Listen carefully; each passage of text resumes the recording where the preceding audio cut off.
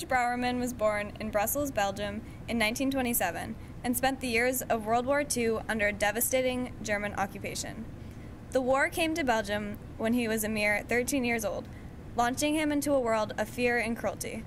George soon began to experience life as a target of Nazi persecution, forced into hiding and living in constant fear of being caught, all while bearing witness to the total destruction of the only home he'd ever known. When the Germans first arrived in Brussels, it was not in a rampaging mob as many had expected and feared. Instead, well-disciplined columns in dress uniform were parading along the deserted major thoroughfares. Realizing that life was going to go on, at least for the time being, George's friends and neighbors began to emerge from their hiding places. Economic activity resumed gradually, with stores reopening and people going back to their jobs. In a bizarre twist, even those Jews who had originally fled to France were returning. The living conditions within the Free French Zone were no better than those under the seemingly docile Nazi occupation.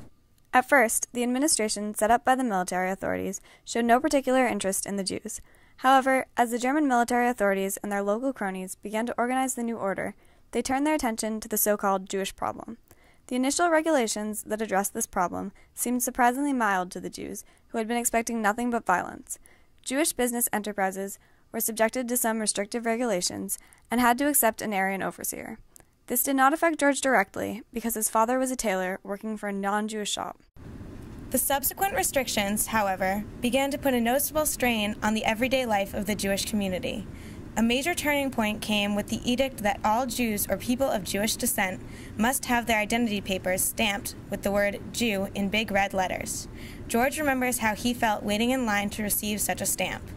When I went, there was a line in front of the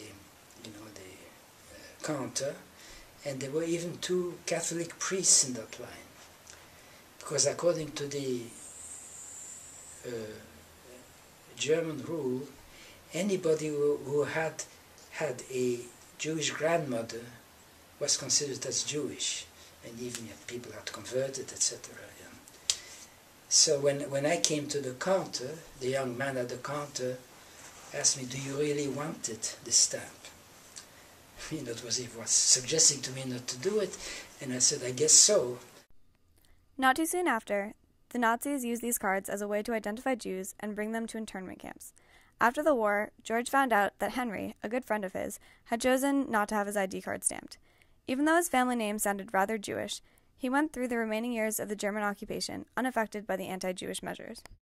Initially, Jews were not subjected to violence when they were summoned to labor camps. Although George's father did receive a summons, his mother, who was determined to spare him this ordeal, miraculously managed to get his father an exemption based on fabricated medical reasons. As for George himself, he was lucky enough not to receive a summons.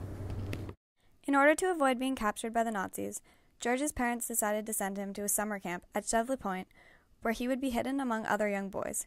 He did not know any of the boys in his group and tucked away his identity card with a Jewish stamp so that no one would see that he was Jewish. The camp administration, however, was well aware of George's identity.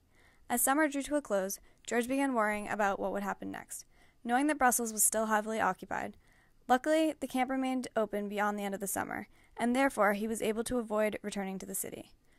In winter of 1942, George was finally discharged from the camp and returned to spend the next several months in hiding in the city. During this time, George spent every minute living in fear of being discovered. One particularly tense time was during a simple trip to the bakery. I was going to the pastry shop that was in our area. It was Sunday morning, and the streets were practically deserted. And then I see these two German officers walking in my direction. And somehow I told myself, gee, this may be dangerous. And as we crossed, they stopped me. And then I got completely panicky. I didn't know what I was doing. All they wanted was some directions, they were looking for a street. But that was besides the point. After that time, whenever I would see a German uniform, I would become completely panicky and uncontrollable. I couldn't control myself. So this is one thing I learned experience. That was a very strong experience. Soon after the winter ended, George journeyed back to the countryside, where he quickly joined the Resistance, a group dedicated to fighting against German persecution. As part of this group, he helped defend Jews in hiding, as well as rounding up captured German soldiers. After several months of working in this group, George decided to return home in search for his parents. He had not heard from either one of them since he had first been sent to Chevly-Pont, but he was determined to look for them nonetheless. He met his mother in a chance encounter on the streets of Brussels, looking emaciated and very distraught. From her, he learned that his father had been caught and taken to a concentration camp in the fall of the previous year. Soon after discovering his mother, whispers of the Allies' invasion reached the city of Brussels. Rumors began to spread like wildfire, and the citizens spent days and nights out in the streets, attempting to catch the first glimpse of the rapidly advancing column.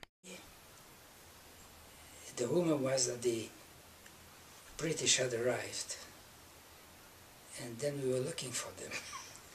Because, it's a big city, and then it went into the evening, and then finally I saw these huge tanks coming, and people climbing on the tanks, and all crazy, all wild. It was really very exciting. As life began to slowly return to normal, George studied for and then passed an official exam that would replace his lost years of high school. With this diploma, he then went on to attend the University of Brussels. In a snap decision by his mother, she and George moved overseas to the U.S. right after George's graduation. Once in the States, George embarked on a career as a biochemist at Yale, Columbia, and Tufts University. For George, university was the road to recovery from the emotional and physical damage caused by the Nazis. Today, George lives a quiet life in Wayland, spending his retirement pursuing his interests in photography and writing.